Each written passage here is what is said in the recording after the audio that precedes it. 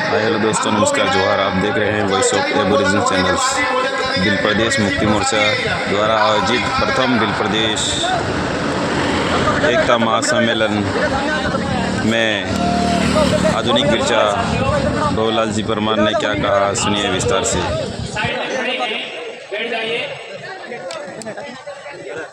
आप लोग भी खड़े हैं या बीच में आ जाओ, ज्यादा अच्छा होगा। आप सब साथ में बीच में आ जाओ, अच्छा रहेगा। आप सामने रहो। आप लोग भी थोड़ा सा यहाँ आगे आ जाओ, कोई दिक्कत नहीं, और थोड़ा सा बैठ जाओ तो ज्यादा अच्छा होगा। दोस्तों, आज कवासा की धरती पर और हमारे पूर्वजों ने जब खेती बाड़ी का विकास किया, अनाज उगाने का शुरुआत किया, उस जमाने से चले आ रहे प्रकृति उत्सव, फसली उत्सव भी कह सकते हैं, अखा तीज के दिन हमने एक नई शुरुआत करने का निर्णय लिया।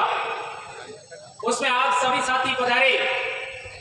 इसमें प्रशासन के साथी, मीडिया के साथी, पुलिस प्रशासन के साथी और महाराष्ट्र से पधारे हमारे भाई, गुजरात से पधारे हमारे भाई, मध्य प्रदेश के विभिन्न जिलों से आए साथी और हमारे राजस्थान से भी कई साथी यहाँ पर आए। आज का दिन हमारे समाज के लिए कितना महत्वपूर्ण है, यह विभिन्न साथियों ने बताया। आज का दिन एक भी गांव ऐसा खाली नहीं है जहां विवाह नहीं है। एक भी गांव ऐसा खाली नहीं है जहां विवाह नहीं है। यह हम बात जानते हैं क्योंकि हर एक साल ऐसा होता है। और आज के दिन में एक भी घर ऐसा खाली नहीं है जहां खेती बाड़ी से संबंधित पूजा नहीं होती है, आपका शुरुआत नहीं होती है खेती बाड़ी की। हर एक घर के अंदर यह जरूरी है। इसके बावजूद भी हमने आज का ही दिन क्यों चुना, यह बात बेहद जानना समझना जरूरी है। मानगढ़ पर हम लोगों ने 17-18 मई को आदिवासी परिवार का शुरुआत किया था। तो आज हम लोग यहाँ हैं, इतने भी लोग नहीं थे, लेकिन आज देखो आदिवासी परिवार का डंका कहां कहां बज रहा है। अभी 4 मीटिंग हो गया है। आदिवासी परिवार की व्यवस्था के अकॉर्डिंग ही देश भर के सभी संगठनों का अलायंस बन रहा है और 30 संगठनों का अलायंस पूरा हो गया है। 30 संगठनों का। और आने वाले समय में 13 जुलाई को राजस्थान में मीटिंग है। पश्चिमी भारत के जो बचे हुए संगठन हैं उनको भी जोड़ दिया जाएगा। ये आदिवासी परिवार के नेतृत्व में इतना बड़ा काम हो रहा है हमारी आइडियोलॉजी के अनुरूप। उसमें हमने बात रखा कि कोई भी व्यक्ति प्रमुख नहीं होगा, कोई भी अध्यक्ष नहीं होगा, सब अपने अपने संगठन को जिंदा रखना है, किसी को भी खत्म नहीं करना है। हाँ, हम एक जगह पर बैठेंगे, कोई प्रमुख नहीं होगा। उस बात को एक्सेप्ट किया गया। जिस तरीके की आदिवासी परिवार की व्यवस्था है, आदिवासी परिवार को संगठन नहीं है, इसका कोई अध्यक्ष नहीं है, उसमें जो व्यवस्थाएं हैं वही बात हम लोगों ने दूसरे लोगों के सामने साझा किया और उन लोगों ने इस बात को एक्सेप्ट किया, माना। तो इसी तरीके की बातें हम लोग पूरे देश भर में हमारे समाज के लोग इसको एक्सेप्ट कर रहे, स्वीकार कर रहे और आगे बढ़ रहे। इसके लिए जिम्मेदार या फिर आप सबका योगदान रहा है। वीर आदिवासियों का इतना बड़ा कार्यक्रम पूरे इलाके में पिछले 10 साल में हुए। अभी 17 मई को हमारे 10 साल पूरे हो जाएंगे। लेकिन इस बीच में हमने बहुत सारी ऐसी बातें भी देखी जिसकी वजह से हमारे बहुत सारे संगठन टूटे, बिखरे। और उसके बड़े बड़े कारण क्या रहे वो आप सब जानते हो, आपसे बेहतर कौन जानता है। लेकिन मैं ये कहना चाहता हूं कि आप लोग अपने आप को कहते हो मैं इस देश का मालिक हूं, मेरे बाप दादे इतने महान थे, हमारे बाप दादे राजा महाराजा थे, ये सब बातें हम बोलते हैं और हमें दिल प्रदेश बनाना है, ये भी बात हम कहते हैं। लेकिन जो लोग एक पोटली में बिक जाते हैं वो भी प्रदेश बना सकते हैं? यहाँ पर जो बैठे वो एक पोटली में बिकने वाले कौन हो? कौन कौन हाथ ऊंचा करो, एक भी नहीं खड़ा करे। लेकिन हकीकत क्या है, ये बात समझना जरूरी है। और 5,000 में बिकने वाले कितने हैं? तो एक भी हाथ ऊंचा नहीं करेगा। हकीकत क्या है? तुम वो महान लोग हो कि हमारे राजस्थान में भी तुमने लेटर पैड चलाया। दक्षिणी राजस्थान के लोग अंग्रेजों के गुलाम नहीं बने, मुगलों के गुलाम नहीं बने, रजवाड़ों के गुलाम नहीं बने, तो तुम्हारे लेटर पैड से डर जाएंगे क्या? आकर्षित होते हैं। टाइम टाइम फीस हुआ नहीं हुआ? मेरे कहने का मतलब यह है हमारे पास एक विजन होना चाहिए, एक उद्देश्य होना चाहिए, हम क्यों काम कर रहे हैं, ये बात जानना समझना जरूरी है। कई लोग तो धर्म को लेकर के इतने सेंसिटिव है कि धर्म से ही रोटियां मिलती है। साहब, हर एक धर्म का मालिक आदिवासी नहीं है, कोई और है, गैर आदिवासी है, फिर भी मरे जा रहे हैं। मुझे एक बात बताइए, आज के दिन हल की पूजा, आज के दिन हमारे लिए दोहरोकई इन्हीं पूजा, आपका बेलों की पूजा, अनाज की पूजा, आज के दिन कौन से धर्म वाले ने किया बता मेरे को? किसी ने किया क्या? करेगा भी नहीं। जब नहीं किया, आदिवासियों ने ये अनुष्ठान किए, ये पूजा पद्धति संपन्न की, दूसरों ने नहीं किया, तो हम उस धर्म के कैसे हुए? ये बात जानना समझना जरूरी है। और कई सारे लोग तो ऐसे हैं कि ये तो उस संगठन का कार्यक्रम है। मुझे बताओ, आदिवासी परिवार का बिल प्रदेश मुक्ति मोर्चा संगठन नहीं कह सकते हो, ये एक सामाजिक यूनिट है। बिल प्रदेश विद्यार्थी मोर्चा संगठन ना होकर के एक यूनिट है, इकाई है। बिल प्रदेश युवा मोर्चा कोई संगठन नहीं है, इकाई है आदिवासी परिवार का, लोगों को जोड़ने का तरीका है। बिल प्रदेश महिला शक्ति, ये भी संगठन नहीं है, लोगों को जोड़ने का तरीका इकाई है आदिवासी परिवार का। अभी अभी हम लोगों ने अनुसूचित क्षेत्र आरक्षण मोर्चा बनाया, वो भी संगठन नहीं है, ये भी सामाजिक इकाई है।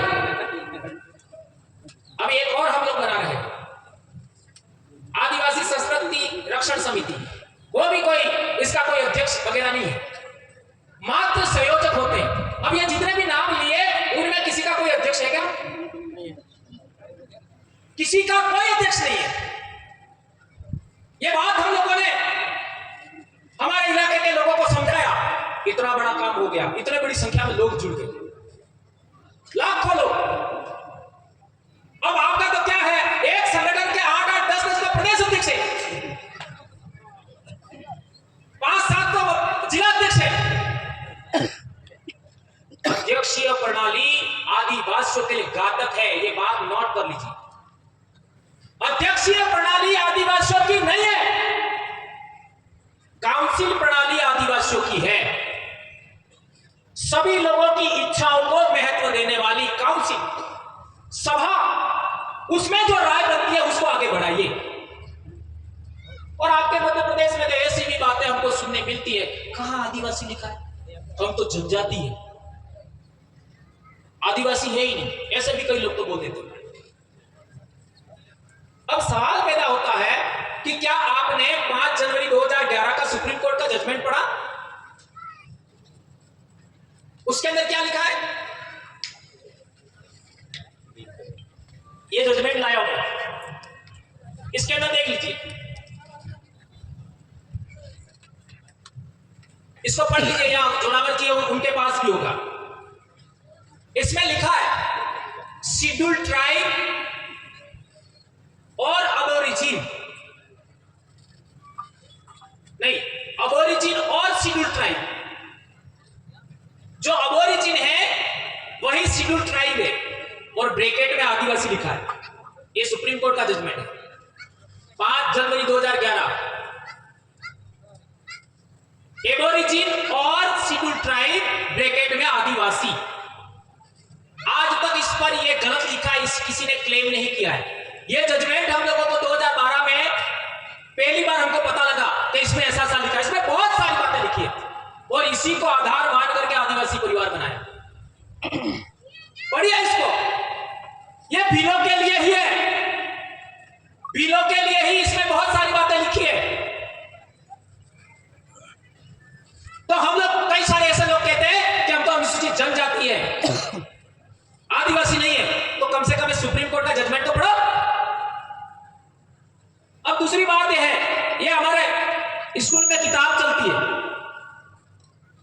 8वीं क्लास में, 2013 से चल रही है। ये इंग्लिश में भी है और ये किताब किसी बिल ने तो लिखी नहीं है, किसी गॉड ने तो लिखी नहीं है। ये देख लीजिए, राष्ट्रीय शैक्षिक अनुसंधान एवं प्रशिक्षण परिषद नई दिल्ली, नीचे लिखा राजस्थान राज्य शैक्षिक अनुसंधान एवं प्रशिक्षण परिषद उदयपुर। ये इंग्लिश में आपके मध्य प्रदेश में भी चलती है, भारत के सभी राज्यों में चलती है इंग्लिश में।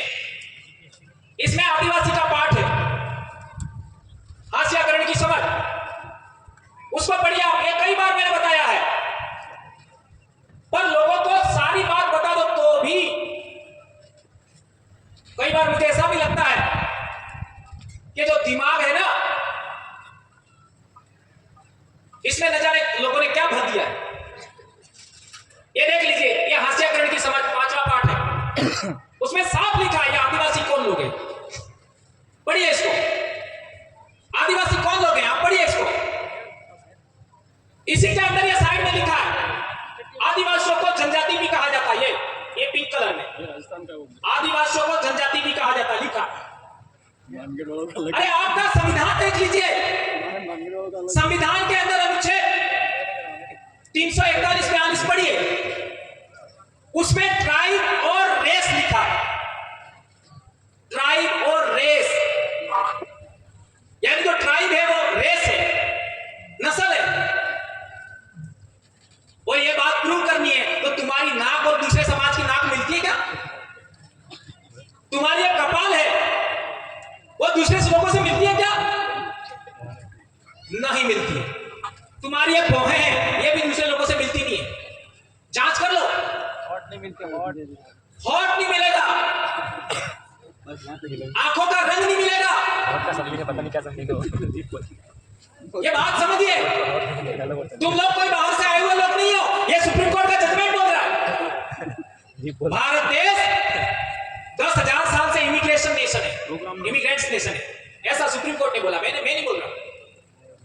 और ये किताब भी बोल रही है, इसमें लिखा है साफ और स्पष्ट शब्दों में कि आदिवासी समाज औरों से बिल्कुल अलग दिखाई देते हैं। औरों से यानी दूसरों से, क्योंकि उनके भीतर ऊंच नीच का फर्क बहुत कम होता है। इसी वजह से यह समुदाय जाति वर्ण पर आधारित समुदायों या राजाओं के शासन में रहने वाले समुदायों से बिल्कुल अलग है। यह साफ बता रहा है। 2011 का सुप्रीम कोर्ट का जजमेंट आने के बाद ये किताब आई थी। कई बार इस किताब का हवाला दिया हम लोगों ने। हम जाति व्यवस्था में नहीं आते ये बोल रही है, हम वर्ण व्यवस्था में नहीं आती है बोल रही है, हम राजाओं के शासन में रहने वाले लोग भी नहीं है, ये भी एक किताब बोल रही है। बोलिए आप, भी नहीं है। इतना साफ किताबों में स्कूल में हम पढ़ा रहे हैं, लेकिन स्कूल में पढ़ाने के लिए कोई आपत्ति नहीं है, लेकिन समाज को पढ़ाते हैं तो कई लोगों को आपत्ति हो जाती है। चल रहा है 2013 से किताब चल रही है। अब सवाल पैदा होता है कि आपको जनजाति प्रमाण पत्र दिया जाता है, यानी जनजाति भी ऊपर नहीं लिखा होता, जाति प्रमाण पत्र। ये आवाज किसने उठाया आज तक? हम ट्राइब हैं, हम शेड्यूल ट्राइब हैं, तो हमको शेड्यूल ट्राइब का सर्टिफिकेट मिलना चाहिए। नहीं, जाति प्रमाण पत्र देते। आज तक किसी ने आवाज नहीं उठाई। ये ऐसा क्यों हो रहा है? ये बात हम लोगों को समझनी जाननी चाहिए। आगे लिखा है आदिवासियों के बहुत सारे जनजातीय धर्म होते हैं। आदिवासियों के बहुत सारे जनजातीय धर्म होते हैं। उनके धर्म इस्लाम, हिंदू, ईसाई आदि धर्मों से बिल्कुल अलग है, बिल्कुल अलग है। वे अक्सर अपने पूर्वों की गांव और प्रकृति की उपासना करते हैं। साफ स्पष्ट लिखा हुआ है। फिर भी हमारे ढूंढने के लिए कई लोग तो चर्च में चले जाते हैं। कोई कहां जा रहा है? मंदिर में। और मैं कई कड़े लहजा में बोल चुका हूं, लेकिन किसी की भावना आहत नहीं करना चाहता। कोई भी धर्म आपका नहीं है। आपकी बहुत सारी बातें दूसरों ने लेकर के अपने धर्म खड़े किए हैं। यह बात जाननी समझनी जरूरी है। दिवाली फसली उत्सव है, होली फसली उत्सव है, वाड़ी जवारा फसली उत्सव है, और यह हमारे बाप दादाओं की देन है। अखातीज फसली उत्सव है, यह हमारे बाप दादाओं की देन है। किसी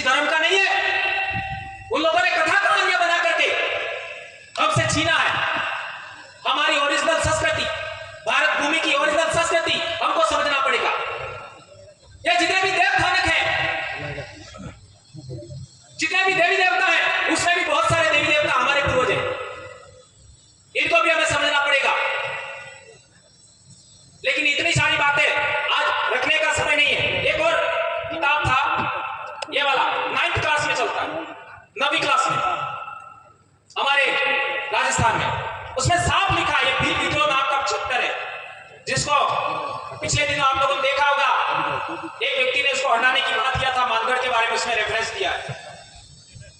तो ये पार्ट है भील विद्रोह, देख सकते हो। इसके अंदर आप पूरा पढ़िए इस चैप्टर को, सब कुछ लिखा हुआ है जो आप जानना चाहते हैं। भील मूलतः शांति प्रिय जनजाति है। वे अंग्रेजों के आगमन तक स्वतंत्र जीवन व्यतीत कर रहे थे, यानी अंग्रेजों से पहले भील गुलाम नहीं थे। ये किताब बोल रही है भील गुलाम नहीं थे। आगे बोल रहे हैं तथा 1818 के पश्चात इनके ऊपर स्थापित आदिवासी व अर्ध औपनिवेशिक नियंत्रण ने उन्हें विद्रोह के लिए बाध्य किया। यानी हमारी गुलामी जो हुई, हमारे बाप दादाओं ने के साथ में जो गलत व्यवहार हुआ वो 1818 के बाद हुआ। ये किताब बोल रही है, और ये भी मैंने नहीं लिखी है न किसी आदिवासी ने लिखी है। और इसमें बहुत सारी बातें लिखी है। भीलों ने अपने इस परंपरागत अधिकारों को छोड़ने से इनकार करते हुए अंग्रेजों के विरुद्ध विद्रोह किया। इसमें यह बात भी लिखा है 1818 के बाद ही सारे आदिवासियों के आंदोलन हुए। ये सब चीजें इसमें अंदर लिखा है, आप इसको पढ़ सकते हो। और एक इंपॉर्टेंट बात है, ये 7th क्लास में किताब है, इसमें भी जनजाति का पार्ट है, 7वीं क्लास में। अटो है तो बताना बात भी दिमाग साफ नहीं था है तो डीएनए टेस्ट करा दीजिए। हमारे कालजाने का ही पर्ची नहीं जरा भी देते हैं नहीं पड़ेगा यार, उसको वाकू से नहीं मार रहा है इसे तो हो को तो बड़ी जाएगी कुत्ते की कुछ चढ़ी रहती है और आगे लोग बीच ठीक है टेंट में ये क्या करते हैं जनजातीय खाना बदोश एवं एक जगह बसे हुए समुदाय, ये 7th क्लास की सामाजिक है। ये हम स्कूल में पढ़ा रहे हैं बच्चों को, और ये किताब भी 2013 से चल रही है। इसमें साफ लिखा है उपमहाद्वीप के कई समाज ब्राह्मणों द्वारा सुझाए गए सामाजिक नियमों और कर्मकांडों को नहीं मानते थे और न ही वे कई असमान वर्गों में विभाजित थे। अक्सर ऐसे समाजों को जनजातीय कहा जाता है। ये साफ लिखा है। जनजाति भी कौन है? जनजाति कोई आदिवासी का है, 8वीं की किताब है, और इसमें जनजाति किसको कहते हैं ये भी साफ लिखा है। क्लियर हो गया? क्या हम परंपरागत रूप से किसी भी स्थापित समाज या किसी भी प्रभावशाली समाज के परंपरागत नियमों को नहीं मानते? क्यों? क्योंकि हमारे अपने नियम है, हमारी अपनी परंपराएं हैं, हमारी अपनी संस्कृति है, उसको मानने वाले लोग हैं, इसलिए जनजाति। और आप जिसने भी आपका मानव शास्त्र पढ़ा उनको पता होगा कि जनजाति वे ही है जिसकी अपनी बोली होती है, जिसकी अपना संस्कृति होता है, जिसका अपना इलाका होता है, जिसका अपना समाज व्यवस्था होता है, जिसका अपना धर्म होता है, वो जनजाति कहलाता है। ये बात हम लोगों को जानना समझना बहुत जरूरी है। ये बेटे जनजाति ये सारे जनजाति नहीं, ये तो ईसाई है, हिंदू है। तो मेरे कहने का मतलब ये है कि आपकी पहली पहचान क्या है, फर्स्ट आइडेंटिटी क्या है? बस पहली पहचान आदिवासी भील। आपकी पहली पहचान क्या है? भील। ये आपकी पहली पहचान है। और भील का मतलब क्या होता है? तो लोगों ने लिख दिया जो धनुर्धारी होता है, जो धनुष साथ में रखना वाला है वो भील। तो धनुष तो दूसरे लोग भी रखते थे। आज हमारे इलाके में आप देख लीजिए भील किसको कहते हैं? आदमी को। आपके इलाके में भी वही है, लाहौर में भी वही है। भील कौन? जो अपनी बोली में पुरुष को भील बोलता है, महिला को क्या बोलते हैं? भीलन। गौंड कौन? जो गोटी बोली में पुरुष को गौंड कहते हैं, गौंड, और महिला को गोटनी कहते हैं। यह भाषा का मामला है, यह बोली का मामला है। जिस बोली में पुरुष को क्या कहते हैं उसी के आधार पर उस आपका समुदाय का नाम है। मुंडा आदमी को ही कहते हैं, संथा आदमी को ही कहते हैं। अब सवाल है आपकी पहली पहचान क्या हुई? भील। अब दूसरी पहचान कुछ और हो सकती है, तीसरी पहचान कुछ और हो सकती है, चौथी पहचान आपकी कुछ और हो सकती है, लेकिन सबसे बड़ी पहचान क्या हुई आपकी? भील। जब आपने ये पहली पहचान छोड़ दी तो आपका क्या होगा? यहां डामोर है, कितने डामोर? आप क्या करोगे? कितने ही हो, मैं भी डामर हूं। अब ये आपका महिसागर जिले में डामोर आदिवासी की लिस्ट से बाहर हो गए। उन्होंने अपने आप को क्या बोला, हम तो क्षत्रिय हैं। 2001 की जनगणना में लिखवा दिया हम तो क्षत्रिय हैं, और 2006 से उनका सर्टिफिकेट मिलना बंद हो गया। और आपके इधर भटिया का भी पिछले दिनों कुछ हुआ था, देख लीजिए, ये प्रमाण बता रहा हूं मैं आपको। आपने अपनी पहली पहचान को दोयम दर्जे की माना और दूसरी पहचान को प्रथम माना, आप जाओगे ओबीसी में, ध्यान रखिए, ओबीसी में जाओगे। और मध्य प्रदेश में आपका बिलाला के साथ भी कुछ समय पहले कुछ हुआ था, आप लोगों को आइडिया होगा। गुजरात में आपका राठवा के साथ भी हुआ था, इतिहास पढ़ लेना। जी जी हाँ, तो मेरे कहने का मतलब यह है, आप अपनी पहली पहचान भुलाओगे तो आपका अनुसूचित जनजाति का जो आपका लेवल है, टाइटल है, स्टेटस है, उस पर आपकी आंच आएगी। तो आपकी पहली पहचान क्या हुई? भील। अब बताओ मेरे कि भील भारत भूमि का क्या है? असली मालिक, मूल बीज, मूल मालिक, मूल वतनी। कौन बोल रहा है? सुप्रीम कोर्ट का जजमेंट बोल रहा है। इसमें लिखा है indigenous people, aborigine people, original inhabitant of India, native people, scheduled tribe और आदिवासी, ये सब चीजें इसमें लिखा है। और इसी को आधार मान करके हम लोगों ने आज तक ये काम कर रहे हैं। अब सवाल पैदा होता है कि आप लोगों ने भील के अलावा दूसरा टाइटल अपना लिया तो क्या होगा? सोचो, अब जब आप भील हैं तो आपकी बोली भी होगी, आपकी बोली भी होगी, आपकी भाषा भी होगी, आपकी संस्कृति भी होगी, आपकी पूजा पद्धति भी होगी, आपकी समाज व्यवस्था भी होगी। जब यह सब है तो आपका इतिहास भी होगा। अब आपको थोड़ा थोड़ा क्लियर हुआ होगा हम लोग भील प्रदेश की बात क्यों कर रहे हैं, भील प्रदेश शब्द का इस्तेमाल क्यों कर रहे हैं। हमारे राजस्थान में 12 जनजातियां हैं, उसमें वास्तविक देखो तो 3 जनजातियां ही है, और अन्य 12 में से 3 निकाल करके अन्य जो बचती है वो सब भील ही है। ऐसा कैसा मध्य प्रदेश में है? ये वेस्टर्न भारत में ज्यादातर भील ही है या भील से बने हुए अलग समूह है।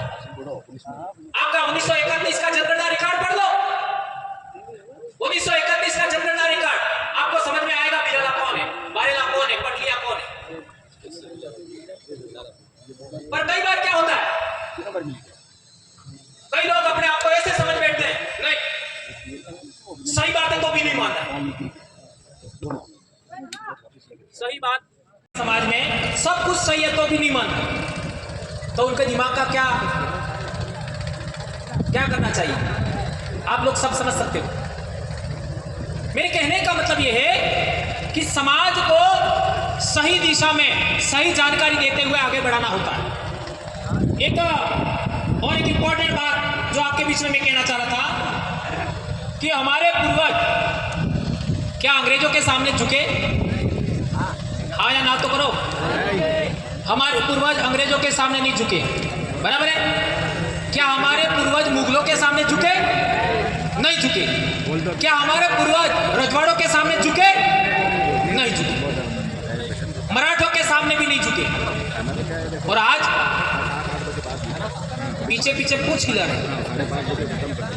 75 साल में क्या हालत बना दिया तुम्हारा। और एक गंभीर बात, 1950 से पहले, 1947 से पहले हमारे बाप दादे किसी दूसरे के नेतृत्व में कभी लड़ाई नहीं लड़ते थे, कभी दूसरे के नेतृत्व में काम नहीं करते थे। सारी लड़ाइयां उस जमाने की आप याद कर लीजिए, इतिहास पढ़ लीजिए। और आज हमारे लोग इन 75 साल में अपने नेतृत्व में काम नहीं करना चाहते, दूसरों के सहारे से आगे बढ़ना चाहते। ये गुलामी कैसे आई, ये बात समझना जरूरी है। और एक इंपॉर्टेंट बात, जब हमारे पूर्वजों को अनाज नहीं मिलता था, परेशानियां थी, उस जमाने में भी हमारे पूर्वज कभी भी भीख नहीं मांगा। मांगा क्या? नहीं मांगा। और आज चुनाव के टाइम में कोठलियों की भीख मांगते हो नहीं? 1000-2000 रुपए की भीख मांगते हो नहीं? ये तुम्हारे समाज की नस्लों को, तुम्हारे बच्चों को, तुम्हारे युवाओं को कौन सी दिशा में ले जाया जा रहा है? ये बात समझना जरूरी है। और एक इंपॉर्टेंट बात, ये भी बात सच है, जैसे मैंने किताब में बताया था कि 1818 के बाद हमारे कुछ लोग गुलाम बने, कुछ लोगों ने लोगों का घर पे मजदूरी किया, कुछ लोगों ने उनके आश्रय अपने आप को चलाना शुरू किया, लेकिन 100% आदिवासी या भील कभी गुलाम नहीं बना, कभी नहीं बना। इसलिए हम लोग यह कहना चाहते हैं, जो 100% हमारे समाज का जो पॉइंट है, जो बातें हैं, उन्हीं को आगे बढ़ाना। जैसे उदाहरण देता हूं, आपके इधर विवाह होता है, मैं बहुत गंभीर बात समझा रहा हूं, आपके इधर विवाह होता है तो क्या करते हैं? मेरे से कानूनी मिले, अनामते एक कल्याण हो मिले, बेल एक लोटा हो मिले, तेरा भरे ना समझो महुए कार को पहले रखते के पानी महुए कार को पहले रखते, तो सबसे पहले एक लोटे में महुए कार को रखेंगे, इसके बाद उसके ऊपर पानी रखेंगे। ऐसा ही करते हैं ना कभी तो भाई, बराबर है? और उसके चारों तरफ फेरा दिलवाते हैं। कौन दिलवाता है? या तो फूफा या आपका बंदी, बराबर है? अब हमारे इलाके में देखते हो तो फेरे दिलवाने का काम हमारी बुआ कराती है। बुआ फुआ एक ही बात है, ये हमारे इलाके में चल रहा है। तो थोड़ा सा डिफरेंट हो गया, लेकिन हमारे इलाके में भक्ति आंदोलन चली। संत सुरमाल महाराज से पहले मावजी महाराज के बाद में संत सुरमाल महाराज के बाद में गोविंद गुरु के बाद भी बहुत सारे हमारे संत हुए। उन लोगों ने भक्ति आंदोलन चलाने की वजह से बीच में आज की तारीख में हम लोग भी नारियल का हवन करते हैं। ये थोड़ा सा डिफरेंट हुआ नहीं हुआ? अब सवाल पैदा होता है, ओरिजिनल क्या है? ओरिजिनल क्या है? जो रतलाम, झाबुआ, अलीराजपुर में होता है वो ओरिजिनल है। समझ में आया? तो वो हमको सीखना पड़ेगा। बहुत बड़ी बात समझा रहा हूं मैं, वो हमको सीखना पड़ेगा, क्योंकि हमारा समाज का ओरिजिनल विवाह पद्धति का तरीका आपके पास सुरक्षित है, तो वो हमको सीखना पड़ेगा। अब समाज व्यवस्था की बात आती है, हमारे पाल व्यवस्था है, हर एक फड़े का एक कमेटी होगा, 12 फड़ों की एक पाल बनती है, और इस पाल का भी एक कमेटी होगा, और सभी पालों का भी एक कमेटी होगा। इस तरीके होता है, गांव का कमेटी, पाल का कमेटी, पालों का भी कमेटी। हमारे डूंगरपुर में 17 पाले हैं तो 17 पालों का भी कमेटी होता है। यह समाज व्यवस्था हमारे उधर जिंदा है, आपके इधर थोड़ा कमजोर हो गई है, तो वो आपको सीखना पड़ेगा। अब पूर्वज पूजा की बात करो, बाबा देव पूजा, आपका यस तड़वी व्यवस्था वही है, पालवी व्यवस्था है, बाबा देव पूजा। इसके बाद में आपका हमारे दाहोद क्षेत्र में देख लीजिए पूर्वज पूजा होती है, वो हमारे से भी बेहतर है, हमारे इलाके में खत्म नहीं हुआ है, लेकिन हमारे से भी बेस्ट है। तो पूर्वज पूजा कैसे करते हैं, बाबा देव की पूजा कैसे करते हैं, खत्रीज पूजा कैसे करते हैं, वो आपको हमें आपसे सीखना चाहिए। अब आपका अलीराजपुर चले जाइए, पिठोरा देव, आपका देख लीजिए इस धरती पर सबसे पहला इंसान कहां पैदा हुआ आज तक के रिसर्च अनुसार, तो वो नर्मदा घाटी में पैदा हुआ, नर्मदापुरम जिला है वहां पर। आज की तारीख में आपका सीहोर और नर्मदापुरम के बॉर्डर पर, जिसको नर्मदा मानव कहते हैं, उसका खोपड़ी मिला 2-3 लाख साल पुराना, और उसी के पास में 50 किलोमीटर रेडियस में भीमबेटका है। अब ये भीमबेटका भी उन्होंने नाम रखा है। उसके अंदर चित्रावली है, चित्र वो देखो। इसी तरीके से मंदसौर के पास में भी आपका गुफाओं में चित्र है, उनको देखो। हमारे राजस्थान में भी शैल चित्र है, उनको देखो। और पिठोरा देखो एक जैसा मिलेगा। तो ये कल्चर हमारा जिंदा है, उसको भी हमें आगे बढ़ाना पड़ेगा, वो हमको सीखना चाहिए हमारे इलाके के लोगों को। इसी तरीके से आपका प्रतापगढ़ के इलाके में देख लीजिए, उस इलाके में बहुत सारी बातें, जैसे ये अखा तीज का मामला है, उधर और रिच कल्चर है प्रतापगढ़ इलाके में।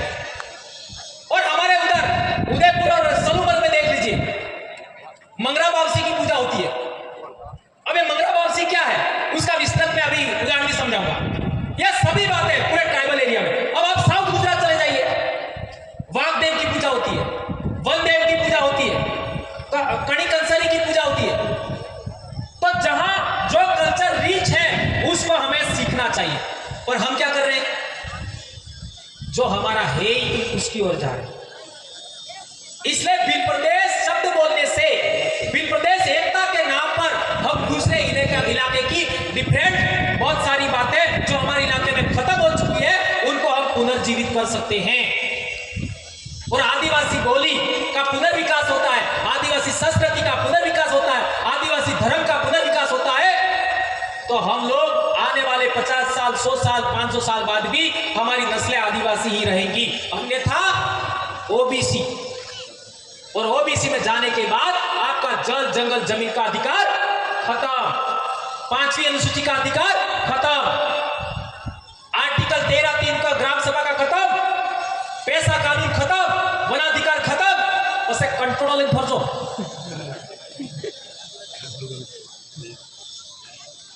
ये हम लोग इतना बड़ा जनजागरण क्यों करें, ये बात समझनी जरूरी है। और एक इंपॉर्टेंट बात कहकर के मैं अपनी बात समाप्त करूंगा।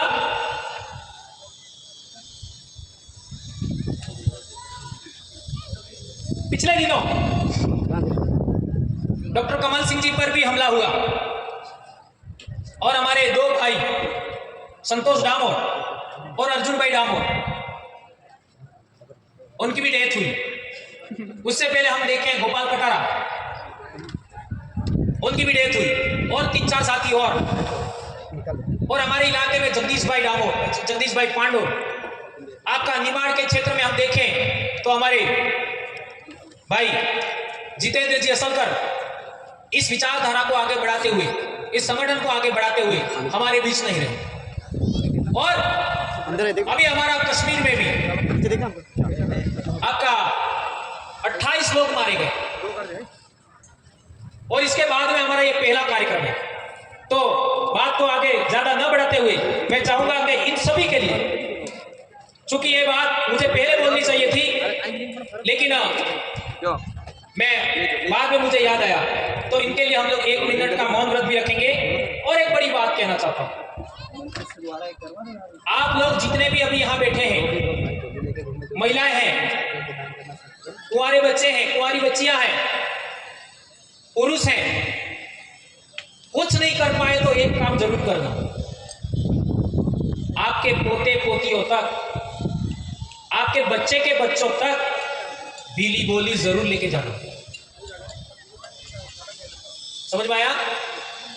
आपके बेटों के बेटों तक, आपके बेटे की बेटियों तक बीली संस्कृति जरूर लेके जाना। आपके बेटे के बेटियों तक, बेटे के बेटों तक आदिवासी पूजा पद्धति, आदिवासी विवाह पद्धति जरूर लेके जाना। यह आपकी जिम्मेदारी है। वो इजराइल वाला धर्म, जॉर्डन वाला धर्म, अरब वाला धर्म, ईरान और अनातोलिया वाला धर्म हमारा नहीं है, उसके लिए मर मिट मत जाना, ये बात ध्यान रखना। और हमारे फसली उत्सव जैसे आपके इलाके में जाकर होता है, हमारे उधर लीलवड़ होता है, उधर दितवारिया होता है, आपके इधर सलामणी होता है, उसको भी जिंदा रखना। ये प्रकृति पूजा है, ये फसली उत्सव से संबंधित कामकाज है। हमारे इलाके में बारिश नहीं आती है तो उसकी पूजा का विधान है प्रकृति का। बारिश ज्यादा हो जाती है तो बारिश को रोकने के लिए भी पूजा विधान है। फसल पर जीव जंतु कीड़े मकोड़े लग जाते हैं, उनको आपका कम करने के लिए पूजा विधान है, उसको जारी रखना। बाकी ये सारी बातें हमारे पूर्वजों की नहीं है। और आदिवासी इतिहास को भी आगे बढ़ाना, ये बात आप सबके बीच में कहते हुए मैं आपसे आग्रह करूंगा कि आप सभी साथी जहां पर भी हैं एक बार खड़े हो जाए।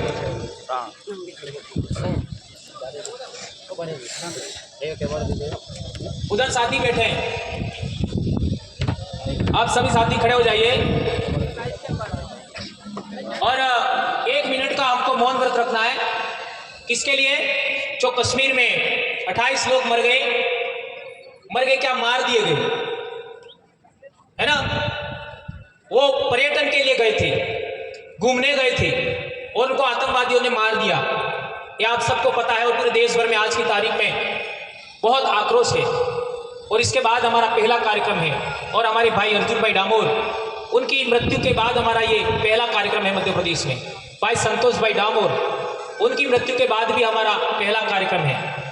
और हमारे इससे पहले साथी जो चले गए, जिसमें लतेश अड़, गोपाल भाई कटारा और जितेंद्र भाई असलकर, इन सभी को हम लोग मालवा की धरती, भील प्रदेश की धरती, खवासा की धरती और भीलों के सबसे बड़े मजबूत गढ़ जाबुआ से हम लोग 1 मिनट का मौन रख करके उनको परमपिता कुदरत इनको सदगति दे और इनको उचित स्थान मिले।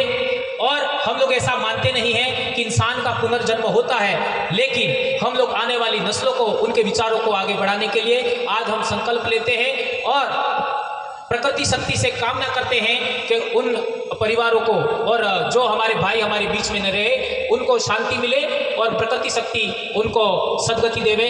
धन्यवाद।